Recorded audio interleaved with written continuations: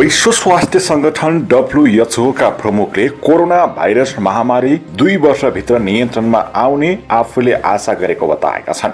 जेनेभामा बोल्दै WHO का महानिर्देशक डाक्टर टेड्रोसले सन् 1918 को स्पेनिस फ्लू नियन्त्रणमा आउन 2 वर्ष लागेको बताएका छन्। तर हाल प्राविधिक रूपमा बढी सफल भएका अवस्थामा उक्त भाइरस कम समयमा नै नियन्त्रणमा आउन सक्ने उनले बताएका छन्। So we hope to finish this pandemic before less than 2 years, especially if we can pull our efforts together and with national unity, global solidarity. That's really key, with utilizing the available tools to the maximum and hoping that we can have additional tools like vaccine. I think we can finish it in a shorter time than the 1918 flu. पक्कै पनि बढ्दो घुलमिलका कारण corona virus Phalen सक्ने बढी सम्भावना छ उनले भने। तर हामीसँग यसलाई रोक्नका लागि प्रविधि र ज्ञान पनि छ। सन् 1918 को घातक फ्लूका कारण कम्तीमा 5 करोडले ज्यान गुमाएका थिए। हालसम्म कोरोना भाइरस संक्रमितका कारण करिब 8 लाख मानिसहरूले ज्यान गुमाएका छन् भने 2 करोड 70 लाख भन्दा बढी संक्रमित भएका छन्। महामारी टेड्रोसले महामारीका बीच पीपीईसँग सम्बन्धित भ्रष्टाचार गर्नेहरूलाई सम्बोधन गरे र त्यसलाई अपराधको संज्ञा दिएका छन्। उनले भने कोरोना महामारी नियन्त्रणमा आउन 2 वर्ष लाग्न सक्छ, अर्थात् 2 वर्षभित्रमा कोरोना महामारी नियन्त्रणमा आउन सक्छ। कुनै पनि किसिमको भ्रष्टाचार गर्न स्वीकार्य छैन। महामारीको बेला भ्रष्टाचारी गर्नेलाई अपराधीको संज्ञा दिएका छन्। उनले वास्तवमा मेरा लागि पीपीईसँग सम्बन्धित भ्रष्टाचार हत्या हो, किनकि स्वास्थ्य कर्मीहरूले पीपीई बिना काम गर्नु भनेको हामीले उनीहरूको ज्यान खतरामा पार्नु हो। त्यसले उनीहरूले सेवा गरिरहेकाहरूको ज्यान खतरामा पार्छ। उक्त प्रश्न दक्षिण अफ्रिकासँग सम्बन्धित भए पनि अन्य विभिन्न मुलुकमा पनि यस्तै किसिमको समस्या भोगिरहेको बताएका छन्। विश्व स्वास्थ्य संगठन WHO ले कोरोना भाइरस महामारीमा 12 वर्षभन्दा माथिका बालबालिकाका लागि मास्क लगाउने विषयमा नयाँ नियम जारी गरेको छ। WHO ले जुन देशमा वयस्कका लागि जे जस्तो नियम गरिएको छ त्यही नियम 12 वर्ष माथिका बालबालिकामा पनि लागू गर्नुपर्ने निर्देशन दिएको छ। शीर्ष स्वास्थ्य अधिकारीले बालबालिकाले कति मात्रामा भाइरस फैलाउँछन् भनेर स्पष्ट नभएको तर किशोर किशोरीले झै बालबालिकाले पनि त्यति नै भाइरस फैलाउने प्रमाण भेटिएको जानकारी दिएका छन्। WHO ले 5 वर्ष र त्योभन्दा कम उमेरका बालबालिकाले भने मास्क लगाउन नहुने बताएको छ। साथै 6 देखि 11 वर्षका बालबालिकालाई मास्क लगाउन र फुकाल्न परिवारले मद्दत गरिदिन र स्थान हेरेर उनीहरूको हेरविचार गरिदिन आग्रह गरेको छ। साथै WHO ले 60 वर्षभन्दा कम उमेरका मानिसहरूले कपडाको मास्क लगाउनु पर्ने र त्योभन्दा धेरै उमेर भएकाले अन्य रोगबाट ग्रसित व्यक्तिहरूले मेडिकल मास्क लगाउनु पर्ने जानकारी दिएको छ। So now, without further delay, I will hand over to Dr. Tedros. Dr. Tedros, you have the floor. Thank you, Margareta. Good morning, good afternoon, and good evening. I would like to begin today's briefing with an update on the Ebola outbreak in the Equator province of the Democratic Republic of the Congo. The outbreak continues to increase and to spread geographically. Yesterday, the 100th case was reported with 43 deaths in 11 health zones across the province.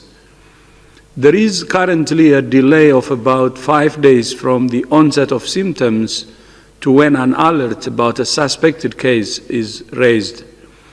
This is concerning because the longer a patient goes without treatment, the lower their chances of survival and the longer the virus can spread unseen in communities.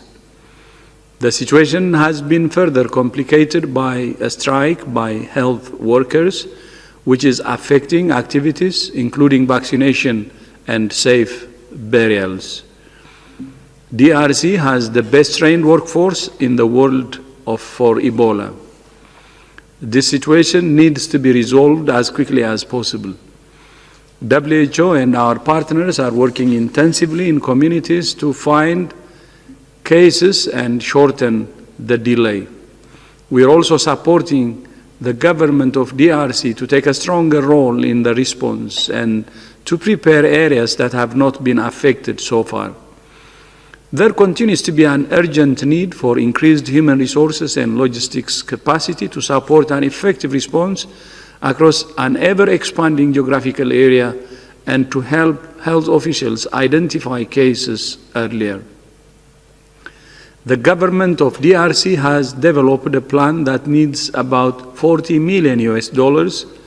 We urge partners to support this plan. Now to COVID-19. Last month, my colleague Dr. Maria Van Kerkhove contacted a group called Long COVID SOS, representing patients with long-term effects from COVID-19 infection. This afternoon, I had the privilege of speaking with them. They told us about their experience and the ongoing challenges they face. These patients want three things: recognition, rehabilitation, and research.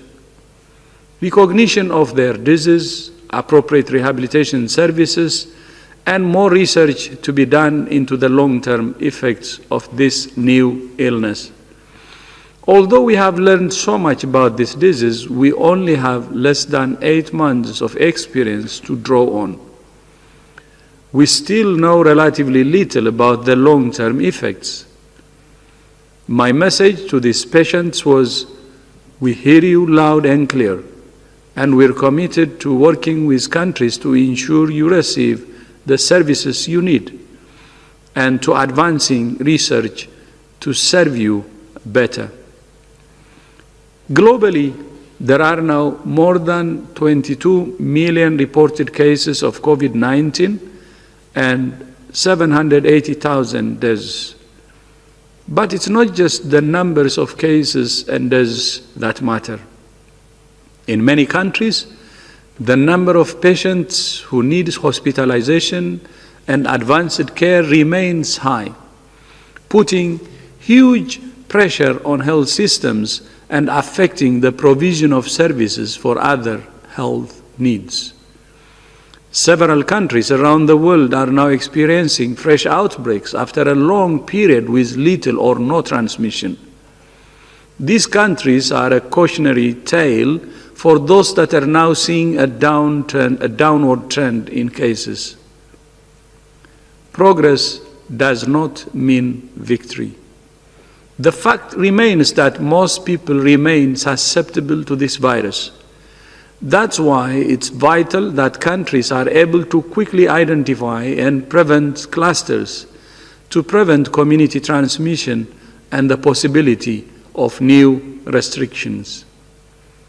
No country can just ride this out until we have a vaccine. A vaccine will be a vital tool, and we hope that we will have one as soon as possible. But there is no guarantee that we will. And even if we do have a vaccine, it won't end the pandemic on its own. We must all learn to control and manage this virus using the tools we have now, and to make the adjustments to our daily lives that are needed to keep ourselves and each other safe. So-called lockdowns enabled many countries to suppress transmission and take the pressure off their health systems. But lockdowns are not a long-term solution for any country. We do not need to choose between lives and livelihoods, or between health and the economy. That's a false choice.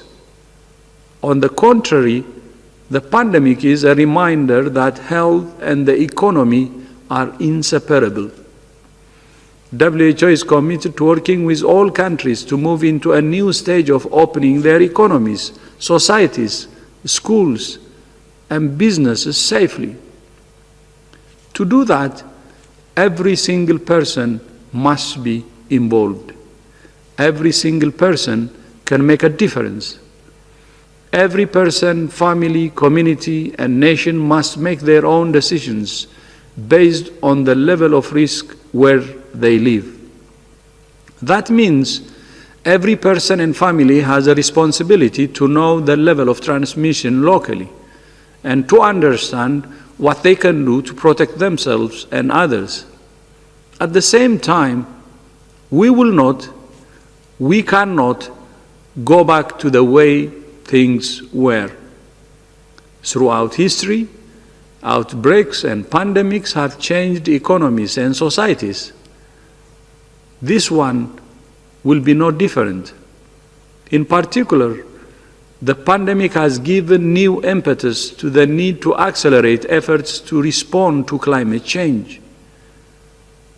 The pandemic has given us a glimpse of our world as it could be: cleaner skies and rivers. Building back better means building back greener. In May, WHO published our manifesto for a healthy and green recovery, with 6 policy prescriptions for protecting nature, investing in water and sanitation, promoting healthy food systems, transitioning to renewable energy, building livable cities, and stopping subsidies on fossil fuels. In July, we added actionables for each of these policy prescriptions, providing 81 concrete steps for policymakers to build a healthier, fairer, greener world.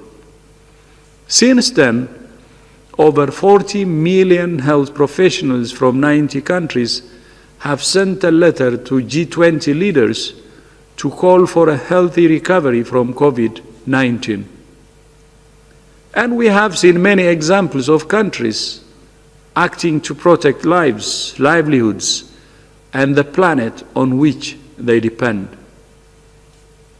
Nairobi, Kenya is improving parks, adding urban forests, building more sidewalks, and improving drainage. Pakistan has set up a green stimulus scheme, offering laborers who are out of work as a result of lockdown a chance to earn money by planting trees. In the United Kingdom, the use of coal, the most polluting form of energy, fell to its lowest level in 250 years. Spain is becoming one of the world's fastest decarbonizing nations, with 7 of the country's 15 coal-fired power stations recently closed. Portugal has announced it will become coal-free by next year. Chile has committed to reducing air pollution and black carbon.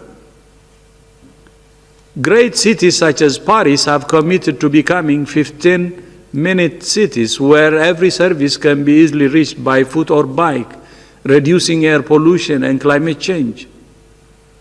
Hardship is always an opportunity to learn, to grow, and to change.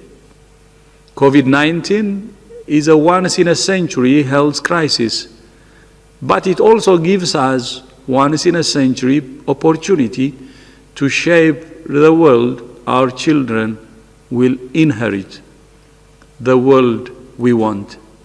I thank you.